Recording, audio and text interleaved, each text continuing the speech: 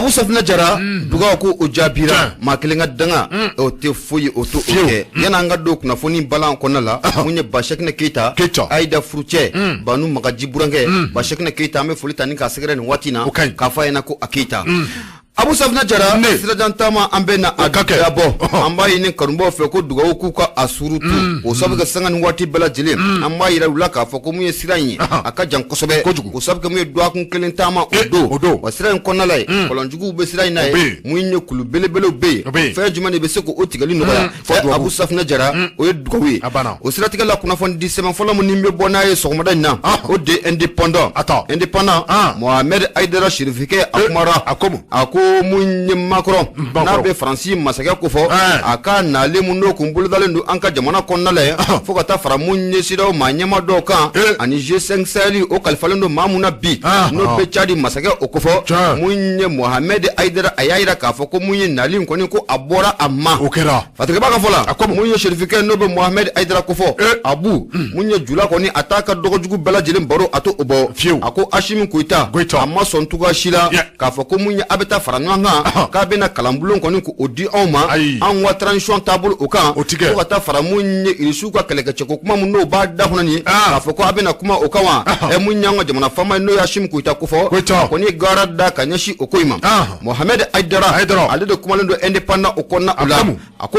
ko ni ya jitemna kala jamunye Francis masaka no be Emmanuel Macron no ba akofo akunga na munye ango jamana o konna ula akuna na Bamako akuni to kata munye gauko fe o sabike akuna ta munye mbalma chrétien ko nyana fiseli mumbe nanka mako nueli anaka keleke no ba ka sorosu kufo ukuna ta manger man ko ni o kenyo fe fatrike ba munye Mohamed Aidara akoko mo juma don juma temene no bena décembre ko kleta ani wolum vla oma kibada konu tuna tinchari kaira ka foko munye Francis masake no be Emmanuel Macron no ba kufo ka nali mun kumbulu dalendo anka jamana kono no be ba maliba okufo e ko nali Abu Safina Jara ko abora adogo koro fatrike ba ka fola ya ira ka foko nali ko akabo adogo koro ma soro do refa kuyi ko jiye bana jugu bambe ni watina nanka mako COVID-19 ko ni watina ayira ka foko kodi COVID ko asigna kurayi o de kara so wiye mi Macron ko aka nali ko abora adogo koro fatrike ba ka fola o benata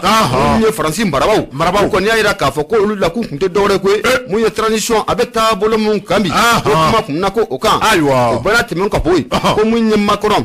akuna kangarda ke kanyashi angwa jamana masakema no be Ashimi Koita ko fo kenengere no be wakner ko kuma ko ono foko kana kangarda ke kanyashi umam Mohamed Aidara Chérifike ale de kumara akoko munye Francis yere marabaw no be Élysée ko fo Élysée o te munye Francis masaka o tu jabala ko yewa ko munye luka jamana nyama no be Emmanuel Macron ko fo o sigata la ko annakumbalia angwa jamana o konna ula sabuga munye covid wa yesingo duru nange wa bika buruntuli minga ni watina ko de dagoshi akabu kera sababu ye kuwa maw ko ni ku gaw kamana gala atreba munye Mohamed Aidara ko munye Francis premier ministre no ye Jean Castex ale ko ni yaira ka fo ko munye ni nalin ko ni abora dogo ko ni ndoro o de dokoy ko sabuge ulutisega famia to ko shila covid ko ni abolu fe di fo ka fo ko abo olufi olusiego ko ni mbuka jamana la ngana fora kika ma keme chama ko lu cheka ke panguru ko nala ka fo kibela no luye yoroye munye kenya sabatilenti yoromuna ko de kala da luye ko ni olute fe kana munye ni watina munye Mali okonna ula fatrike baka fola ali bi munye Francis a premier ministre ayaira ka fo ko munye Ashimi Koita ko na jamana nyama Ashimi Koita ko ni munye Macron ko ka nywanya kwa kume gala fo ka fo ko abe gala ko sabuke o era kunte munye Macron ko kunta ka lahni bay fatrike baka fola ko munye Macron ko Macron ko lahni ye fami munye farafina masake munu mena tuwa no fe kana abena munu bla ka sake na ga falsu na pochu kono kana anga jamana ula ni G5 sali president oba ala o te munye Idriss Déby denga o to ayowa o kumba ala ko ka ta fara munye nana kono furuba nana ado akufo no be gana masake no bo okofo o fana kumbe taama ina ko nunu no kumuna fereke ka dabalke una nga jamana nyama be se ka sigi tukumuna no ya Hashim Koita ye nga fatirga ba munya Mohamed Aidara ako kibara ko ni ko osorola o sabika munya anga jamana marabaw olu ko ni mamma ko nga nani olu ma laini tuko shila ibe na ka fo munya Francis jamana masagaw olu de laini ke anga jamana famo fe ko munya makoron ko atanga na tamana jamana ko na ula nga fatirga ba ayira ka fo ko munya anga jamana nyama ko ni ko ama son tuko shila ka fo ko munya jakulu do ka beta faranyonga ka be na kalambulo ko odi awma kalambulo mun no be talika munya kalatala ko ka tabla munya irsu olu ka kale ka chakuma mun na be sina na be wakner ko fo ko munya anga jamana fama ko ni ka ye garada ka nyeshi o ko ni uma fatirga ba ga fola ale no ya soro munya Francis marabaw olu ko ni ya ila ka fo ko munya coronavirus be covid 19 ko fo o re kara so be ka makoro nga nali ko ni ko o ba ko koro mais Mohamed Aidara indépendant o konala aya ila ka fo ska ko ni te femuna ko imblala minem kono makoro nga nali blala minem kono aya ka fo ko ni makoro nana ananga jamana masage no be Hashim Koita ko fo ubino sigi ya kuma munya transition ala tabolo oka ala taka nga wati muna ubino sigi ko ma oka o bolan ko fe akumblala minem time fana kono aya ka fo ko me wagnadi na be risuka kale ka jakuli nabo o ko fo o kuma kunna ko oka akoni dunya zemme kalaje anwa jamana fama siga ko ntala ni wati na ate faga makoron ko ni ka abisimla ani na be faga makoron bisimla abi kuma babu de kan babu muno be talike an jamana fulani nyonchila la ko kan da ka fo ki be na tamu ko wora do koro o tanga jamana fama no ba Hashim Koita ko fo o ta ale mirna ko ye fatriba ka fo la albi fo munye Francis marabaw o kun kala mega fere du mane sigi senga na manya ka fo ko munye o kun tuna bamako o kun mena mini some do ko ni ko o labe siga fo do ko ni ko o labe Hashim Koita ko ale kale na hu chamanchela una fere ka munye lisoi ko ko taga Hashim ka asegere ya fatriba ko an jamana fama no ba Hashim Koita ko fo akoni ya ira atina sontu ko shila munye jakulu do ko ta faranyanga gana ma do ko ta faranyanga ka fo ko abena an transition ka bena adado la ko taga to ko ira awna jango an kala maka mbolodi an kuma mu mesina ni watina ka fo ko munye borodu nyonga ko bane risu nyonga chilala o ye fanyantina jeno ye bi antina jeno sini fasilo so mare na anya samaka bo indépendant ale konala Mohamed Aidara Sherifke ale kalim klatiki Abu Ibunya Obala Belekere wa fo ni indépendant ni ale bla nouvelle horizon même bolo do khaboni aye Maman Touré ale ka sebendo ina fo bora korfo kele min gono abina fo abeyo o kele sa ka sababu ke femie Maman Touré yajira ka fo ko jamane kundige no ye Francis jamane kundige Emmanuel Macron ka do ka fo ko denendo ni oye bié ay ka do ka fo ko denendo ni oye bié Emmanuel Macron akan nani ko ablangu me bilanga abora parce que ba fola ka do ka fo kabini akra Ibrahim Boubacar Keita watimna aka a dafirila a ko ni gumna ke a shinya folo ye Emmanuel Macron ani Assimi Goïta ni oye chamanjoro fanga a nyema do an ka jamani ngono bi ko u ka se ka nyanye ngoni ka do ka foko abora ama ka sabab ke na fo ya fo tomina ko ma dora fo de ko ni ya yira ka foko bana chejugumi ni akeme ka jen sunu anyemina ala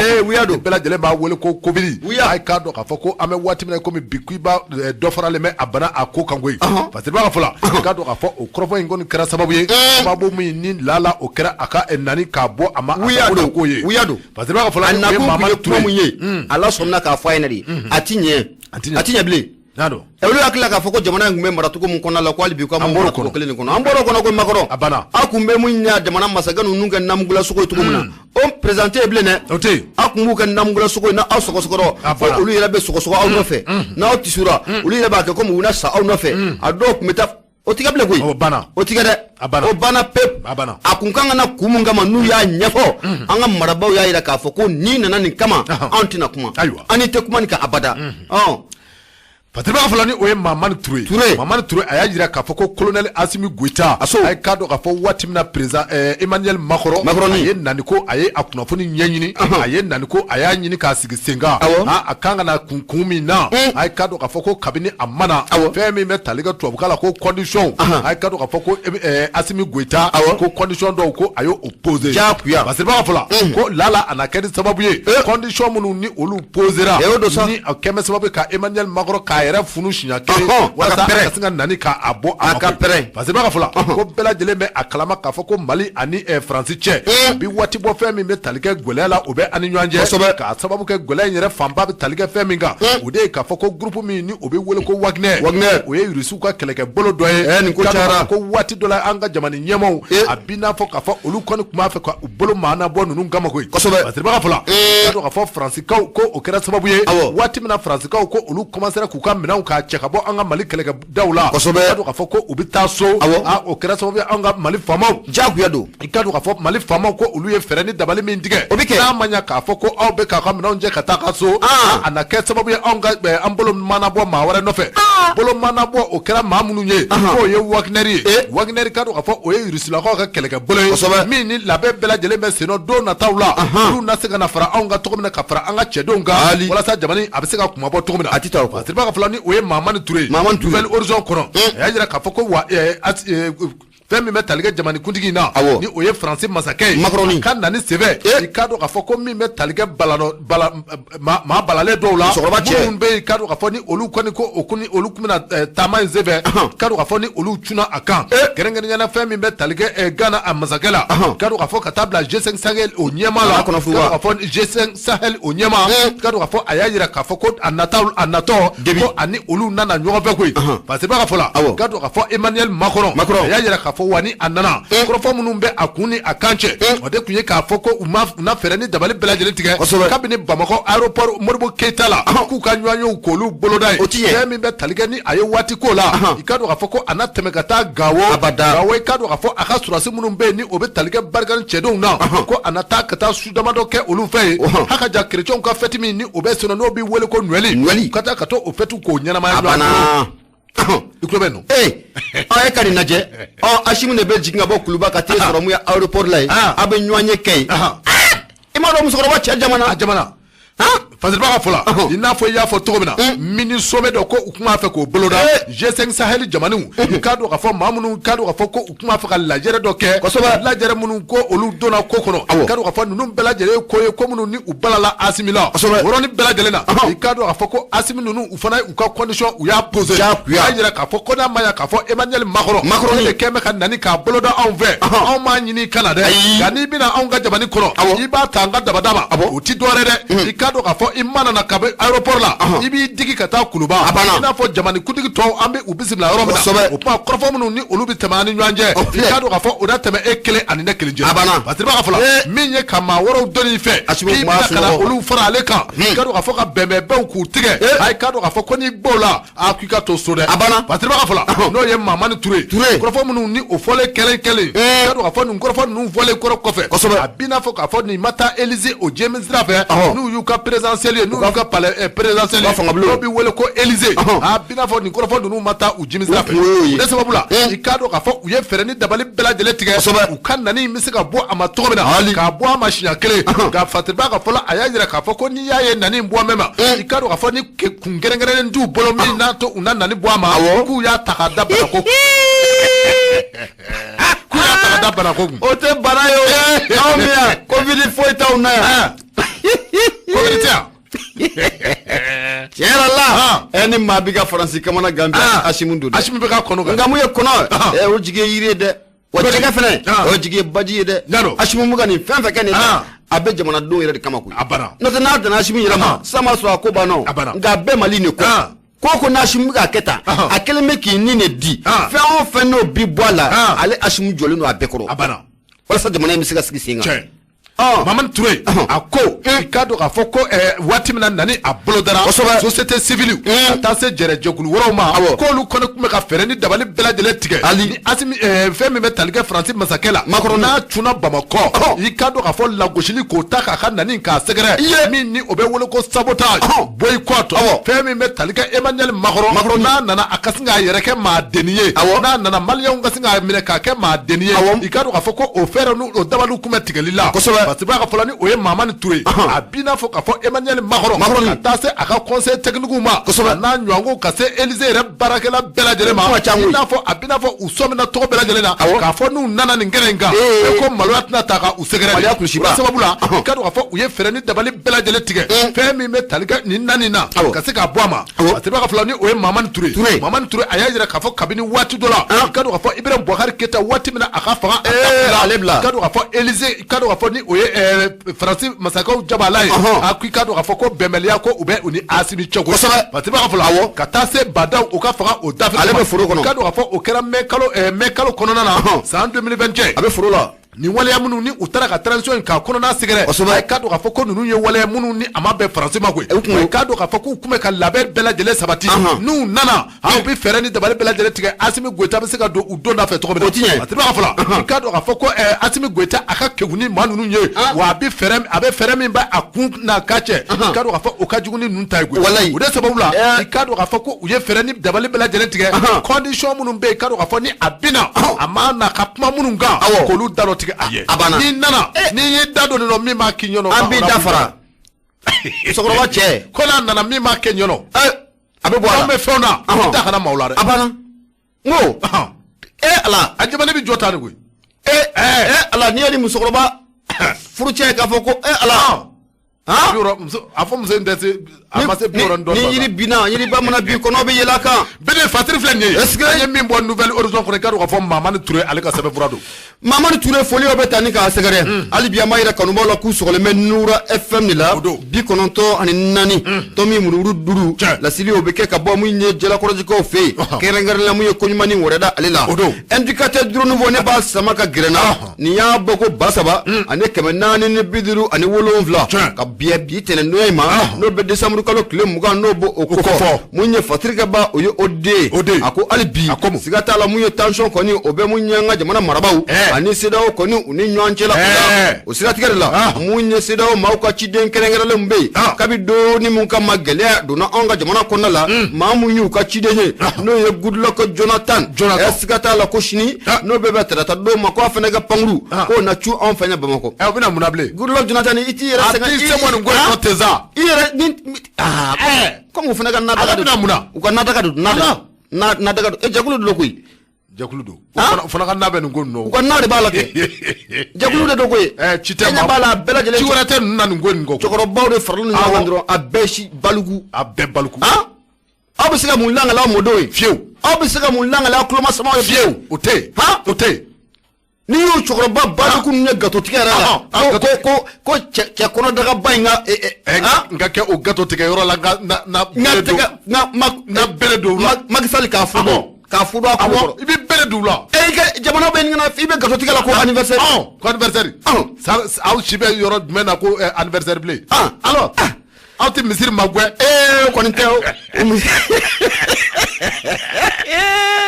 olu tɛ misiri magwɛ olu bɛ n bɛn hali bi koyi n'u kɔni bolo n'u ɲini yɔrɔ de kan ka kɛ misiri kɔnɔna ye walima église kɔnɔna u t'o fɛ alors u t'o fɛ dɛ arabu t'o fɛ ɲini yɔrɔ de kan ka kɛ yen su ni tile bɛɛ ala ɲini na bon ni a si man kɛnɛ alors a si man kɛnɛ ne tension tɛ mun na jabɛti b'o la a bɛ fɔ k'i kana sugu dun diɲɛ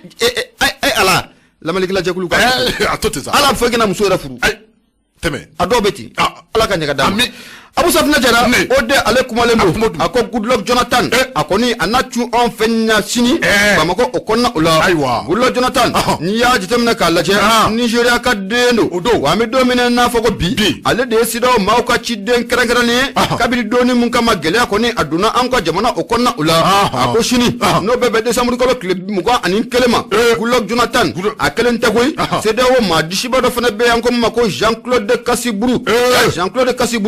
ne Goodluck Jonathan olu nana ɲɔgɔn fɛ Bamakɔ sini a tigiba ka fɔ la parce que Goodluck Jonathan a nakun tɛ dɔwɛrɛ ye CEDEAO ye sigi laban mun kɛ waati tɛmɛnenw na n'o kɛra décembre kalo tile 12 CEDEAO ye laɲini mun de kɛ laɲini minnu ni CEDEAO ye kɛ a donni kama mun ye Goodluck Jonathan ye a ka nali de sababu ye a ka nali o kun tɛ dɔwɛrɛ ye koyi ka n'o o ko ninnu k'a jateminɛ k'a lajɛ olu ye laɲini mun kɛ anw marabaw fɛ n'o y'a sɔrɔ ko o baara ninnu ko a sigilen bɛ sen kan walima n'o y'a sɔrɔ ko o baara ninnu ko a taabolo o ka ɲi Goodluck Jonathan ko a nakun ko a ye o ye ye o de a ko mun ye Goodluck Jonathan siga t'a la mun ye CEDEAO masakɛw a kɔni nana olu ka cikan kɔni k'o lase an ka jamana faama ma n'o bɛ Duguli Asimi Koyita n'o ba ale kofɔ Fatigiba ka fɔ la a ko n'i y'a jateminɛ k'a lajɛ CEDEAO maaw ye sigi laban mun kɛ Abu Safina Jara mun ye décembre kalo tile 12 tɛmɛnen u y'a ɲini an marabaaw fɛ k'u ka fɛɛrɛ ni dabali bɛɛ lajɛlen tigɛ sen kan kalata in ka kɛ ka bɛn mun ye février kalo ma san 2022 n'u y'a dɔn k'a fɔ ko kalata in ko a tɛna se ka kɛ janvier kalo mun natɔ filɛ nin ye yanni o ka sa u ka mun ye sɛbɛnfura k'o c'u ma sɛbɛnfura mun kɔnɔna la n'u b'a bugunatigɛ yira k'a fɔ ko kalata ko a bɛna kɛ nin waati in na mun ye CEDEAO ka laɲini kɔni o kɛra o ye mun ye décembre kalo tile 12 tɛmɛnen na Fatigiba a ko hakili lajiginna i bɛna ye k'a fɔ ko an ka maa 100 ani maa 49 bɛ yen minnu bɛ ka transition kɔni ka a mara bi olu bɛɛ lajɛlen gulonnen don mun ye CEDEAO maaw kɔni u fɛ k'a yira k'a fɔ ko voyage ko o tɛ yen hali maa minnu bɛ yen k'a fɔ k'olu ka nafolo bɛ jamana kɔ kan u kɛlen bɛ k'u sen da o bɛɛ lajɛlen kɔni u kan Fatigiba mun ye o de ye a ko mun ye Goodluck Jonathan a nakun kɔni tɛ dɔwɛrɛ ye mun ye CEDEAO maaw ye sigi mun kɛ décembre kalo tile 12 tɛmɛnen u ye laɲini kɛ k'a ɲini an ka jamana faamaw fɛ u ka kala ta mun ye février 2022 o kɔnɔna u la n'u y'a dɔn k'a fɔ ko kala tɛ se ka ta ka bɛn o ma u ka mun ye sɛbɛnfura dɔ lasiw ma janvier o ka sa sɛbɛnfura mun n'u bɛ kalata waatiw bɛɛ lajɛlen bugunatigɛ o k'o kɔnɔ ko kamalen ko a nakun kɔni tɛ dɔwɛrɛ a nakun ye nin ye kunnafoni filɛ Abu an y'a sama ka bɔ indicateur du renouveau olu kɔnɔna la maa mun ye kalimukalatigi ye o de i bonya o b'a la bɛɛ kɛra ka fɔ yɛrɛ sɛgɛn sa i ni ta Goodluck Jonathan dɔ kɛra sa i ni ta sa Jonathan dɔ kɛra tɔ tɛ kɔlɔkɔlɔ la nin waati in na mun ye Carol Valentine an bɛ foli ta ni ka Carol Valentine tubabu don nansara don a bɛ bamanankan nin mɛn a bɛ bamanankan mɛn tubabu baden tɛ Mali la ça c'est bien ça o don ko tubabu musonin ma ani sɔgɔma aw ni sɔgɔma awɔ ça c'est bien o bɛ bamanankan mun mɛn sisan manamana ko tɛ dɛ bamanankan ka di ni tubabu kan u kana bamanankan kalan yan ka taa awɔ caman i bolo don biri kɛra k'a fɔ n'i y'ale bila l'indépendant b'a sama ka gɛrɛ na kɛ ni a ka biɲɔgɔndon bɔli ye a ye ka dɔn k'a fɔ indépendant u kumana koyi kɛrɛnkɛrɛnnenya maa min ka fasiri bɛ ka dɔn k'a fɔ o de ye Musa Bilali Sidibe Musa Bilali Sidibe a kumana ka dɔn k'a fɔ jɛrɛjɛkulu min bɛ yen ni o bɛ wele ko mouvement yɛrɛwolo debu walima rempart sur mouvement yɛrɛwolo Debout sur le rempart o don an kɔrɔkɛ don a kɛ dɔn ne kɔni gosili t'a la dɛ a ye gosili t'a la duman don n kɔrɔkɛ kɔrɔfɔ duman don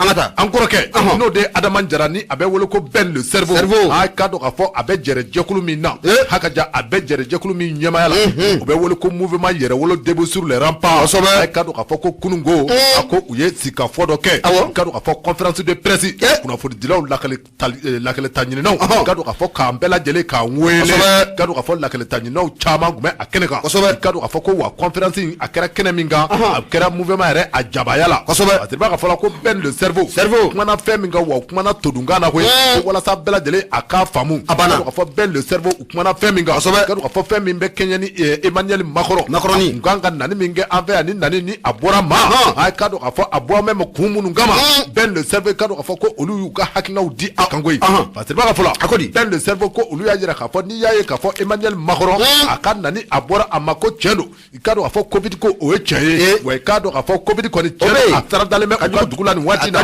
ka dɔn k'a fɔ ko min ye nani bɔli a ma i ka dɔn k'a fɔ ko kɔrɔ bɛ dugu ma min tɛ Covid ko ye koyi Ben le cerveau i ka dɔn k'a fɔ ko u ye nin kɔrɔfɔ u ye a fɔ jama ye k'a jira k'a fɔ ko fɛn min bɛ tali kɛ Asimi Goyita la Asimi Goyita a ye condition gɛlɛman minnu posé ni o de ye k'a fɔ ko ni Emmanuel Macron i ka dɔn k'a fɔ kɔrɔfɔ fila bɛ kɔrɔfɔw la i nana i ka dɔn k'a fɔ ka t'i ta n'an y'o mɛn i da min b'a k'i ɲɛnɔ o na bɔ a ɲɛnɔ i da bɛ fara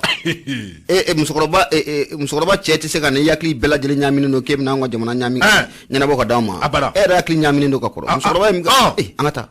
Patron fɔlɔ Ben le cerveau k'a dɔn k'a fɔ kɔrɔfɔ in sɛbɛn u kɔni y'a jira k'a fɔ ko condition minnu bɛ yen k'a dɔn k'a fɔ ni Asimi Goyita y'olu posé a k'a dɔn k'a fɔ ko a bi n'a fɔ nin kɔni kɛra sababu ye k'a dɔn k'a fɔ ko Emmanuel Macron ni a ye a ka nani k'a bɔ a ma kosɛbɛ ko n'o tɛ k'a fɔ ko Covid ko min kɔrɔfɔ ni o bɛ sen nɔ Covid ko kabini a daminɛna Faransi jamana kɔnɔ k'a se fɔ sisan ma i k'a dɔn k'a fɔ sanga ani waati bɛɛ lajɛlen na i k'a dɔn k'a fɔ ko Covid ko a ma jigin koyi wa sanga ni waati k'a dɔn k'a fɔ hali n'a jiginna waati la i k'a dɔn k'a fɔ a bɛ tila ka yɛlɛ waati la o de sababu la i k'a dɔn k'a fɔ ko ni dugutaga in bɔlen a ma kun kan ka nani min kɛ anw fɛ Mali kɔnɔ n'i y'a ye a bɔra a ma dɔwɛrɛ tɛ dɛ k'a fɔ ko kɔrɔfɔ minnu ni olu fɔra a ye yanni a kana k'a dɔn fɔ condition minnu posera n'a nana a da kana maa olu la n'a nana a da ka doni nɔ nin bɛn ma nin tɛ bɛn ma o minnu ni olu fɔra a ye dɛ k'a dɔn k'a fɔ ko ninnu de kɛra sababu ye k'a dɔn k'a fɔ ko wa fɛn min b'a to k'a fɔ Emmanuel Macron a ye nani a bɔ a ma wa olu min bɛ tali kɛ olu yɛrɛ ka mouvement yɛrɛwolo debout sur les remparts k'a dɔn k'a fɔ ko olu tun bɛ ka labɛn bɛɛ lajɛlen sabati i k'a dɔn k'a fɔ fɛn min bɛ tali kɛ ni Emmanuel Macron ni a cunna Mali kɔnɔ lagosili ko ta ka u ka voyage kɛlaw k'u bɛɛ lajɛlen k'u sɛgɛrɛ k'a dɔn k'a fɔ ko Mali ye jamana ye min ni a ka yɛrɛma hɔrɔnya o bɛ a bolo Mali ye jamana ye k'a dɔn k'a fɔ min n'a ka souveraineté k'a dɔn k'a fɔ o bɛ anw bolo wa k'a ɲini Assimi Goïta fɛ k'a dɔn k'a fɔ a ye waleya min kɛ nin ye a diyara u ye k'a dɔn k'a fɔ bɛn le cerveau k'a dɔn k'a fɔ jɛrɛjɛkulu min ni o cogoya ko mouvement yɛrɛwolo debout sur les remparts saga ani waati bɛɛ lajɛlen k'a dɔn k'a fɔ u bɛɛ wulikajɔ kan k'a boloda transition in a bɛ se ka kuntala a bɛ se ka sama cogo min na transition in a bɛ se ka latigɛ ko ɲuman na cogo min na k'a dɔn k'a fɔ ko o ɲɛma walima o wulikajɔ kɛbaaba dɔ k'a dɔn k'a fɔ o ye bɛn le cerveau ye k'a dɔn k'a fɔ wa kun bɛ ka fɛɛrɛ ni dabali bɛɛ lajɛlen tigɛ k'a dɔn k'a fɔ ni Emmanuel Macron n'a kun cunna anw ka Mali Bamakɔ in kɔnɔ k'a dɔn k'a fɔ ko fɛn min bɛ tali kɛ gɛlɛya caman na a ka jan ko u kun'o ta k'u sɛgɛrɛ dɛ min bɛ tali kɛ lagosiliw la lagosili minnu k'a dɔn k'a fɔ jamanikuntigi tɔw ma na k'a dɔn k'a fɔ olu ni bonya ni karama min ni makanba min ka kan k'a dɔn k'a fɔ k'u kun ni makanba foyi kelen ta ka da musokɔrɔba cɛ kan a banna musokɔrɔba cɛ kɔnɔ a kɔnɔ guwanen bolo bɛ da kɔrɔ n ko musokɔrɔba cɛ bilama u k'a pesé ne mana n dɔ ma bɔ a poids la o dɔ bɔ n bɛ poids la u ka a pesé k'a lajɛ dɔ bɔra a poids la koyi dɔ bɔra a poids a so i sigi Fatima a fɔla i ka dɔn k'a fɔ bɛn le cerveau u ka kurafɔw sɛbɛn k'u y'a yira k'a fɔ ko n'i ye Faransi ye girigiri la u kɔ lala i b'a sɔrɔ k'a fɔ ko u bɛ nata dɔ nɔfɛ o n'o tɛ k'a dɔn k'a fɔ bɛn le cerveau u y'a yira k'a fɔ ko waati dɔ la waati min na kɛlɛ a kɔni gɔnna walima i ka dɔn k'a fɔ waati min na Choguel Kukala Mayiga don min na a bɛ tribune Nations Unies a b'o gosi k'a yira k'a fɔ ko Faransi ye anw bila en plein vol a bɛ kɛ don min kama k'i ka dɔn k'a fɔ ko o y'a sɔrɔ gɛlɛya bɛ anw ka jamana in kɔnɔ ko n'a ma ɲɛ k'a fɔ ko fiɲɛ bɔda o bɛ ka na dɔɔni i ka dɔn k'a fɔ ko a fɔra k'a fɔ ko u bɛna ka na fɛn ju an kan ko fɛn min ni a tɛ bɛn a ma olu kun ye labɛn bɛɛ lajɛlen sabati i ka dɔn k'a fɔ ko ni a kun sera anw fɛ Bamakɔ yan i ka dɔn k'a fɔ ko nimisa kɔni ko o kun bɛ bɔ a ko la Patrik filɛ nin ye an ye min bɔ indépendant kɔni i ka dɔn k'a fɔ Musa Sidibe ale ka sɛbɛn don Musa Sidibe foliw bɛ ta ni k'a sɛgɛrɛ abu ne ye indépendant bila indicateur du renouvellement sama kura ye ka gɛrɛ n na jamutɛnɛ a kumara a ko mun ye MINUSMA ye mun ye siga t'a la don n'a nataw la ko sɔɔni mun ye cɛ 1000 mun ye MINUSMA Tchadi ka kɛlɛkɛcɛ 1000 o nana fara mun ye a ka kɛlɛkɛcɛ minnu bɛ anw fɛ yan Sahara o kɔnɔna la ba Maliba o kɔnɔna o la Abu Safina Jara jɛmɛ fɔla cɛjan ka kɔkuru siga t'a la o lafiya b'i yɛrɛ de kan mun ye Fatirikɛ ba ye jamutɛnɛ a ko n'i y'a jateminɛ k'a lajɛ mun ye bataki dɔ kɔni o cira décembre kalo tile 15 bataki in jɔn de y'a ci Mali ka ciden kɛrɛnkɛrɛnnenw n'o bɛ o ni o kɔnɔna la n'an k'a ma ko Isa Kɔnfuru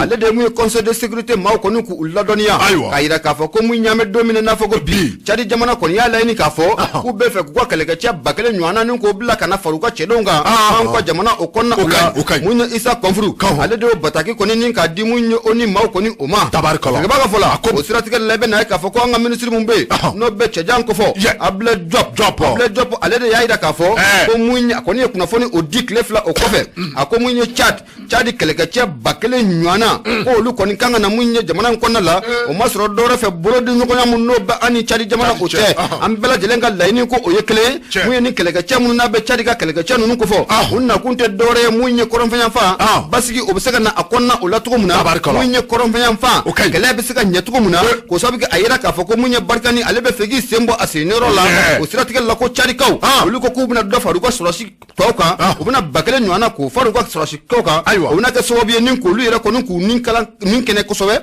k'u nin kɔni ka akura kosɛbɛ o n'a kɛ sababu ye min ye lakana kɔnɔ ko a nana olu ka sɔrɔsiw fanfɛla o la o siratigɛ de la an ka ministre mun bɛ yen n'a fɔ n y'a f'i ɲɛna cogo min na ministre mun n'ale ka baara bɛnnen don anw ni jamana wɛrɛ koɲɛw ɲɛnabɔli o ma ale kɔni y'a yira k'a fɔ ko nin ye ko baye koy wa bena ka fo ko munye char jamana abu safna jara ko ceden ta mane saramu nyanga jamana ko na la kele damine ni biche o sira tigere la na manya ka fo ko munye laini bala jile kele no chari ka ya laini ta ko be fe ko kele ke choko ni black na anga jamana ko na la kele ke cha bakele nyana e ko anja ko len no kaso umma koy fatiga ba ko fola akoko akilla jigina do kun temane ala ti do kun jamu koy ila e ka fo ko munye am marabaw u ko ni kunye gwara ko ni ko se ko da ka ira ka fo ko munye kaske ble na be minisma chedon ko fo ka fo ko mawura na fara munye kordo nun kamblewa am marabaw kunye gwara da kanya shi ubara ko ni umma abu safna jara ibana ka fo ko do kun temane na o strategie la ko munye département d'état américain ulu ko ni ya ira ka fo ko anga jamana marabaw file ka gara mundani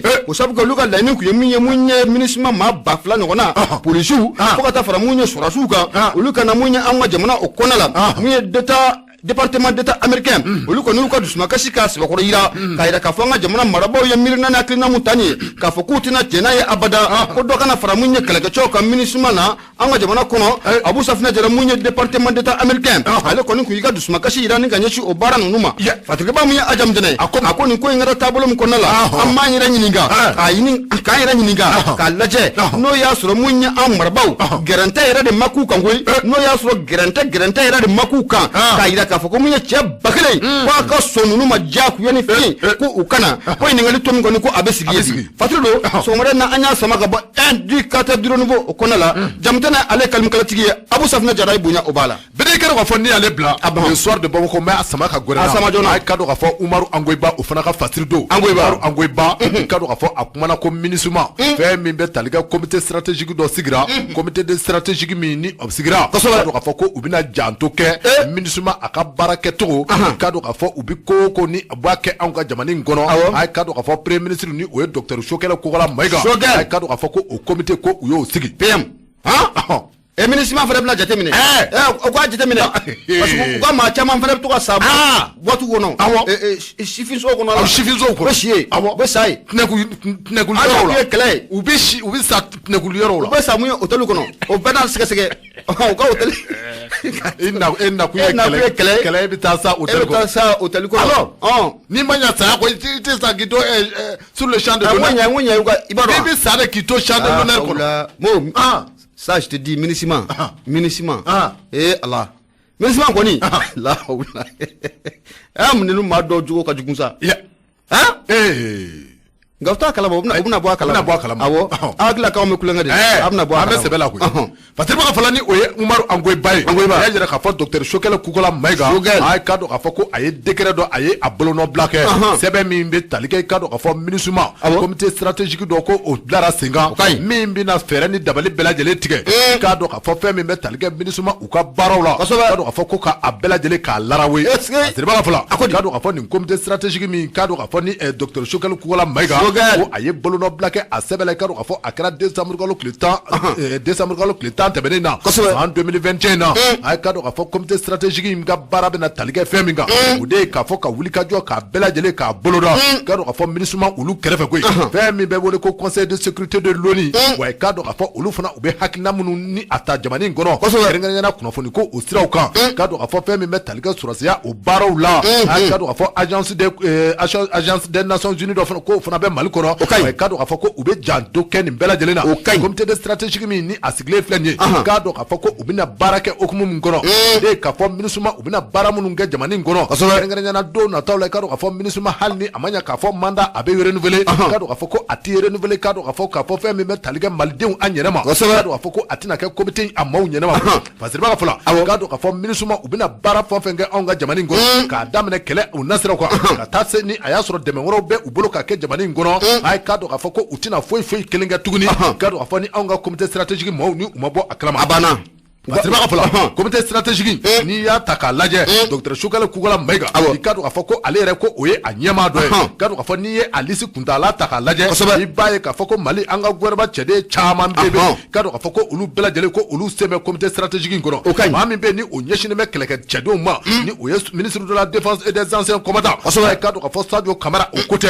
ouais kado ka fo ko comité stratégique ko aseme ala ko ministre chargé de justice et de garde droit de l'homme ka do fo Mahamadou Kasogete wa ka do fo comité stratégique à élément na ko afana be ala ministre chargé de la refondation de l'état ka do fo ko ofana onyema o sembe ala ko ministre mi ni onyeshini me mara o konya boma ambe wole ko administration territoriale o ministre ko ofana sembe ala ka table ministre de la décentralisation ka do fo nu bela de sembe ala ko ministre mi ni onyeshini me lakana ngoma ani protection civile ka do fo nte atwa do ni watina ba ale fana asembe ala ko ministre mi be ni onyeshini me réconciliation ma ka do fo paix et la cohésion sociale gouvernement wage kote kado ka fo ale fana ko asembe ministre des affaires étrangères Abdoulaye Diop et de la coopération internationale ko nunu bela de sembe ala ko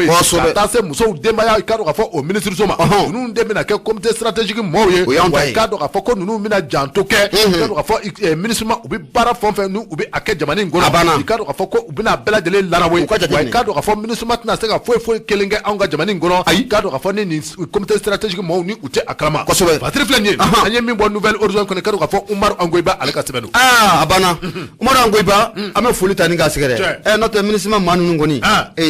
che alaka faranga alaka faranga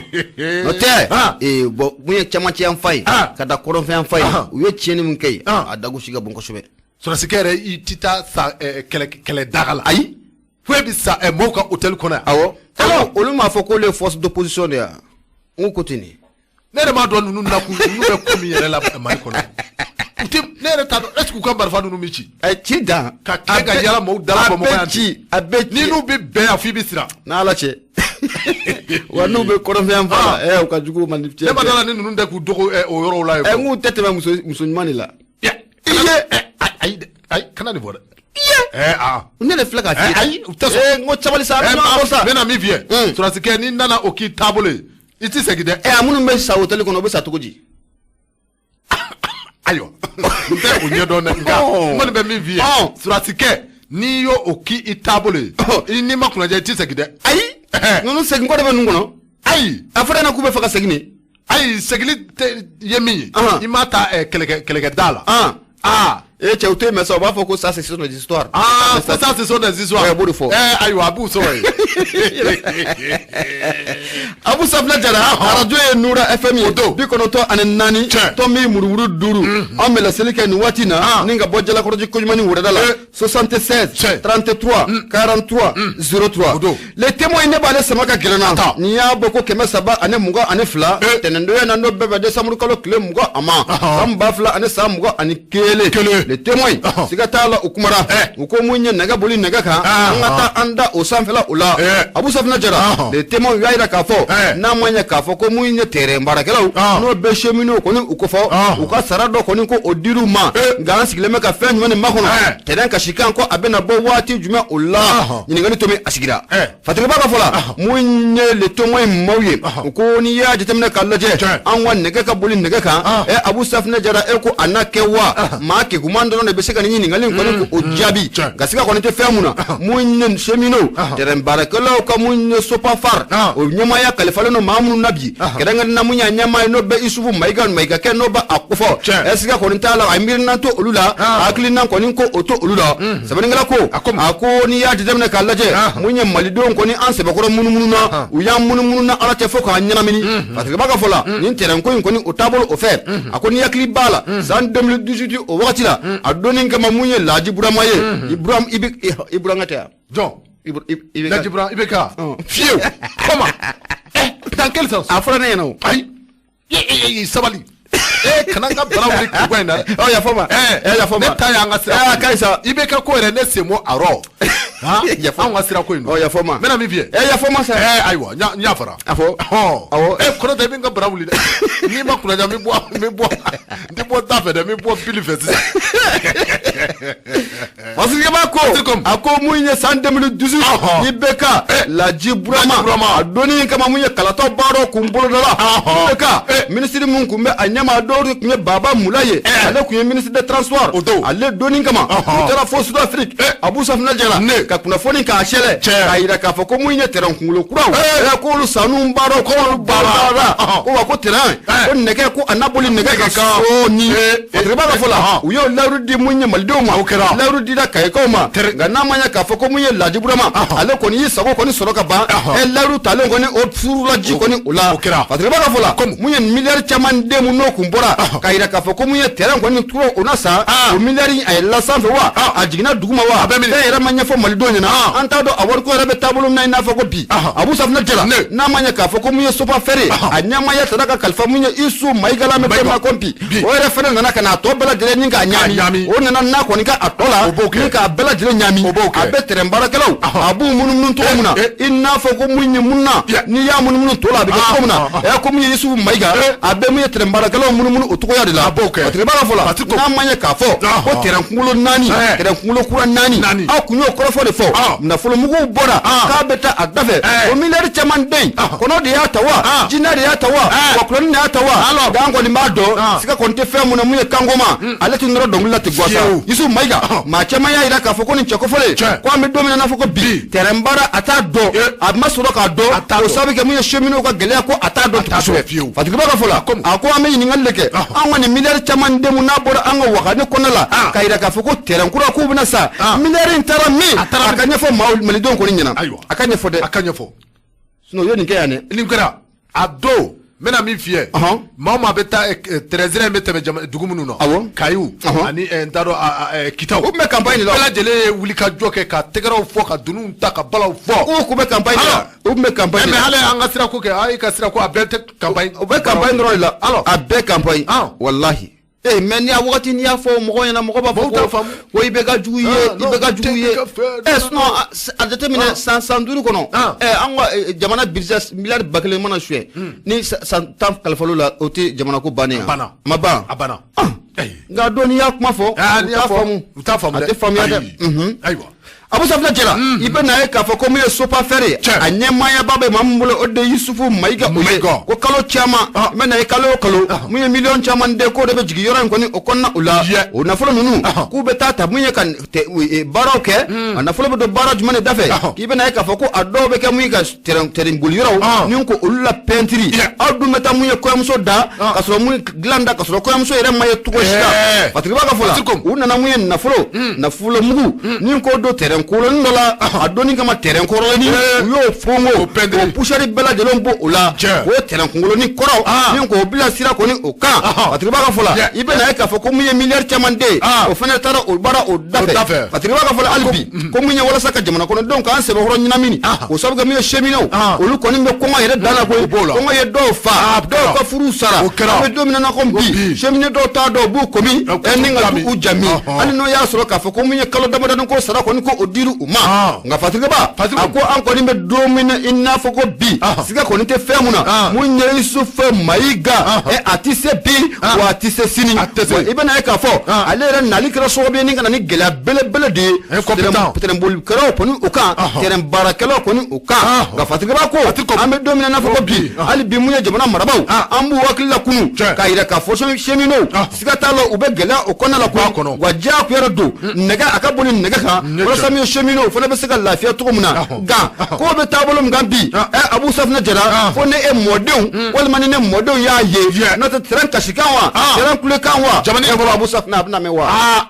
ma kan ka ɲininkali kɛ dɛ Fatiri don sɔgɔmada na an y'a sama ka bɔ le témoin kɔnɔna la Hamidu Keita Mande Masa ale kalimkalatigi bonya o b'a la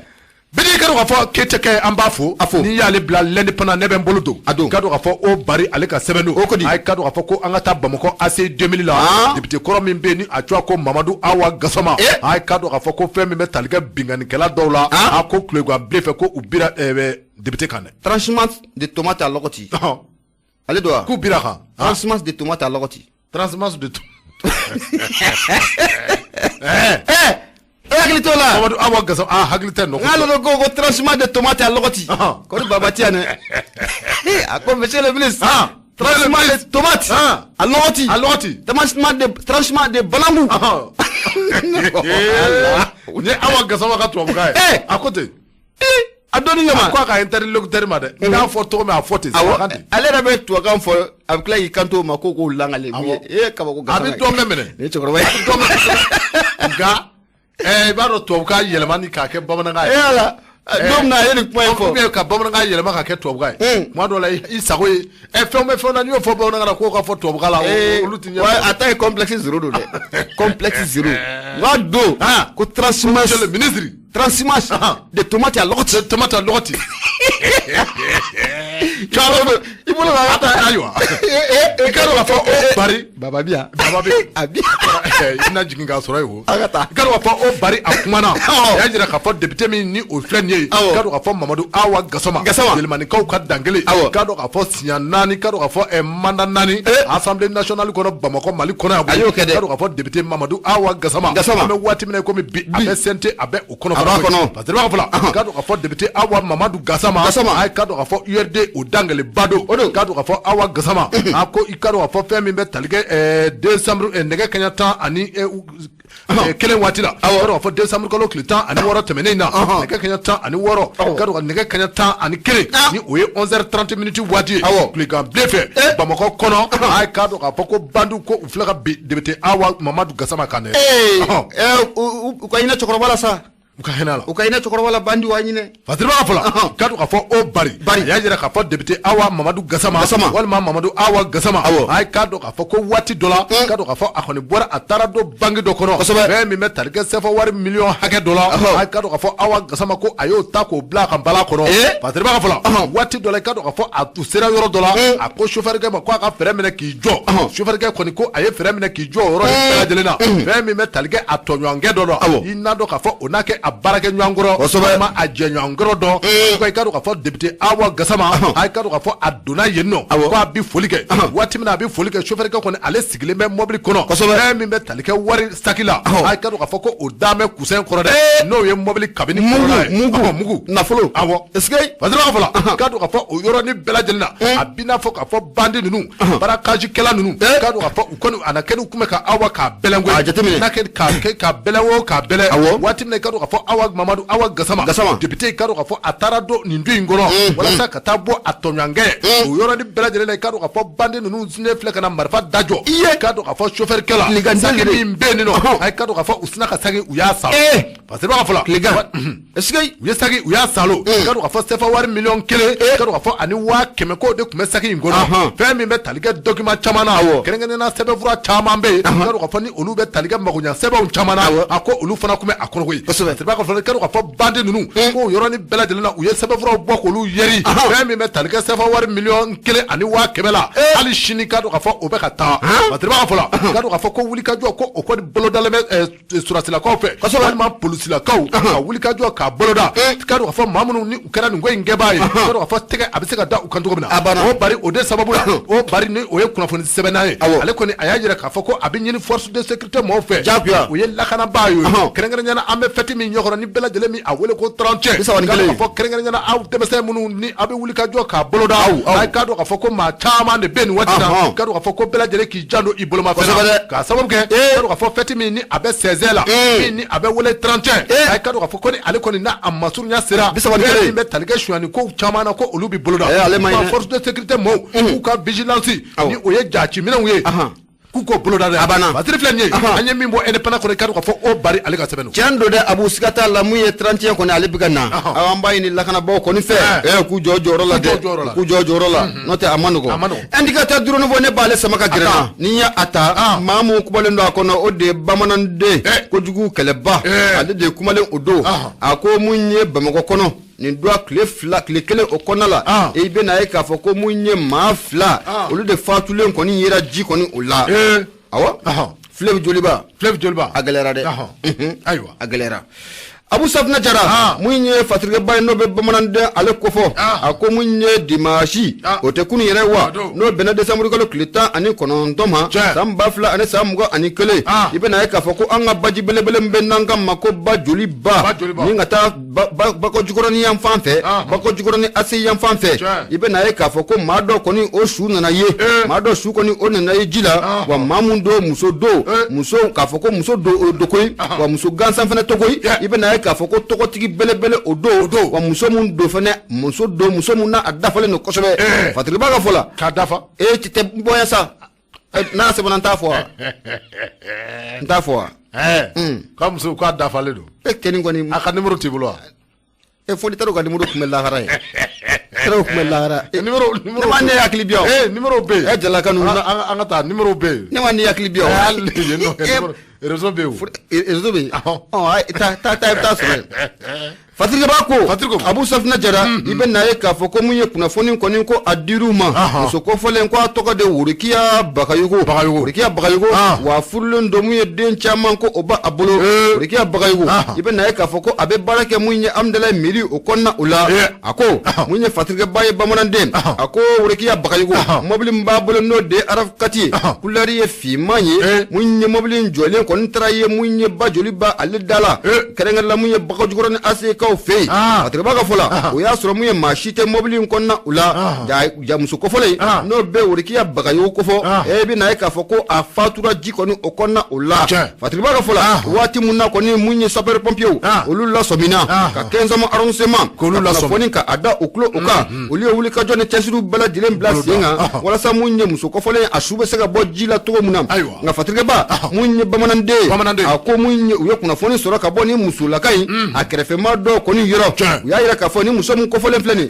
n'o bɛ Worokiya Bagayogo n'o b'a kofɔ nin waati laban ninnu na a kɔni ka taabolo ko a sɛbɛkɔrɔ yɛlɛmana sanga nin waati bɛɛ lajɛlen na ani jigiwariw de bi ɲɔgɔn na wa sanga nin waati bɛɛ lajɛlen na i bɛ na ye k'a fɔ ko nin muso kɔfɔlen ye a dimine o don wa sanga nin waati bɛɛ lajɛlen na a jigi tigɛlen o don wa sanga nin waati bɛɛ lajɛlen ni muso kɔfɔlen hali a kan ka décision minnu ta a tali bɛ k'a bolo ko baara kɔni o ye ni muso kɔfɔlen mun ye kunnafoni sɔrɔlen ka bɔ a kɛrɛfɛma dɔw kɔni yɔrɔ olu y'a yira k'a fɔ ko muso in bɛ faatu waati mun na a kɛra sababu a waati i bɛ na ye k'a fɔ ko muso in ko gɛlɛya yɛrɛ dungojugu a kan Abu Safina Jara hali sunɔgɔ ko kun ka gɛlɛn muso in ma ko sababu kɛ muso in yɛrɛ bolo ko nafa t'a a ka diɲɛlatigɛ o la bilen nka Fatigiba kibaruya kɔni sɔrɔla k'a fɔ ko hali muso in tun bɛ dɔgɔtɔrɔ dɔ bolo walasa mun ye o bɛ se ka hakilina ninnu falen cogo min na ko sababu kɛ degun o b'a kan fɔ k'a fɔ ko a ba a kan nka ɲininkali to min a bɛ sigi ni muso kɔfɔlen a y'a yɛrɛ de fa wa walima maa de kɛra a sata ye wa ɲininkali to min kɔni ko a sigilen don sɔgɔmada in na nka a mana kɛ cogo o cogo mun ye 15e arrondissement maaw olu kɛlen bɛ ka wuli ka jɔ k'o bila sen kan fɛn mun kɛra nin muso in sata kɔni ye ko n'Ala sɔnna ma ko bɛɛ lajɛlen na bɔ o kalama Abu Safina Jara i bɛ na ye k'a fɔ ko mun ye o doni kelen ko mun ye kamalen dɔ fana su nana ye mun ye troisième pont o kɔni o kɔnɔna la o kamalen fana a fatura cogo min na maa ma kɛ Ala ye k'i dɔn a yɛrɛ fa de wa maa de y'a fa wa nin bɛɛ lajɛlen ye ɲininkali ye mun ye indicateur de renfort maaw u ye mun to min k'o sigi sɔgɔmada in na Fatigiba don an y'a sama ka bɔ indicateur de renfort o kɔnɔna la Abu Safina Jara i bonya b'a la nka bɛna mun f'i ye ŋani mana maa ma bila yɛrɛfaga la a ma ɲinɛ ɲani a ma i bila yɛrɛfa la yɛrɛfa su i ti kisi a ma ɲinɛ ɲani kana maa si bila yɛrɛfaga la togo togo ale limaniya ta ko foyi tɛ diɲɛ kɔnɔ mun ɲɔgɔnna ti wa ko foyi tɛna kɛ diɲɛ kɔnɔ mun ɲɔgɔnna ma deli ka kɛ fiyewu ni dusukasi nana i b'a da Ala de kun Ala de y'a nana wa Ala kelen de bɛ tila k'a lata nka n'i ko ko mun ye k'i bɛ t'i yɛrɛ fa o t'a fura ye dɛ o t'a fura ye dɛ ni yɛrɛ fa tɔ bɛ k'i kɔ yan dɛ diɲɛ ka di cogo min na sɛbaw bi yan sagasogow bi yan mais écoutez o fana bɛ yen fɛ dɛ attention ah non o bɛ yan mais est-ce que u b'a fɔ cogo min na o bɛ yan e ko min bɛ yen fɛ jala ye o tɛ yan fɛ koyi o bɛ yen o bɛ yen nka yen ta de ye a condition ye bon condition ne tun b'a dɔn aw taara lakaw aw t'a condition aw tɛ condition kɔnɔ ayi condition tɛ ayi non c'est comme l'arrivée de Assimi au Mali Yevela fana y a des conditions. Condition ma l'arrivée de Macron au Mali condition minnu posera condition Macron ka nani na condition minnu posera Yeve fana condition de B walasa i ka sɛ cogo ni a fɛ tɔw dun condition tɛ mun na ma yɔ kan fɔlɔ Abu an bɛ jɛgɛ dugawu de kɛ Ala ka hinɛ furu ni fila bɛɛ an kɔni bɛ mun fɔ maaw ye maa ka ni yɛrɛfa ɲani ye yɛrɛfa su ma ɲinɛ a ma ɲinɛ Abu Safina Jara Carole Valentine an bɛ foli ta ni k'a sɛgɛrɛ a bɛ tubabu bamanankan fɔ la a b'a fɔ c'est bien mun ye Fofana Banja an bɛ bɛɛ lajɛlen fo mun ye Cœur d'Afrique foli bɛ lase a ma baba nana koyi baba nana a ko attaquement mon oncle a tu as attaqué son oncle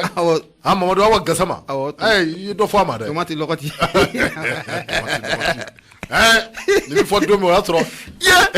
bazin gloki ba bela bulama bazin gloki ba ka fugula bonne ba akungulu comme chien aya kay baba bi akay yaro ntena fo fo bla kay amadou jay mena mi fie ngwa kay sa ay mena mi fie na awa gasama nungu me assemblée kono wati mun wallahi ya wati assemblée kungadi awa aya kum nyagale wondu parce que a jainti dore de le fait que interpellation munu meke kosobe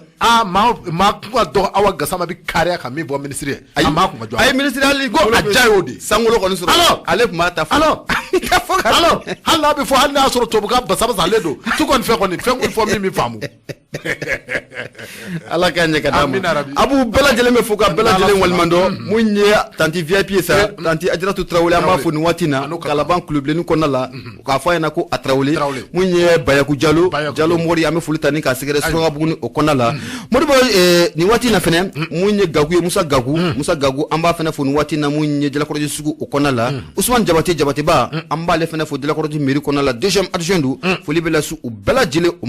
Mamadi Ben watina kede sokolemana munye presik tagandugu mo bula trawle ana furumsu jina sokola konala ame fulitani ku usegere Samu Kulubali ala clé dangoro banya ame fulitani ka fene segere ni watina ka fa yana ko akulubali Abu Safna jala ngante nyine abada albi amba ine tungara ko fe munye sambaro koni o bulutato du na be carte de fidélité nabo o kofo ku aklitoala munye carte de fidélité u ka ata avec sababu ni ku ka radio ni ka asebe ko deme munye musaka mseni chaman be ne lamele kala jakulu ma deme ko do akoy meka baraye munye Mamadou Adaba Maiga aklenti sa akoro kosobe atisa ko ami doke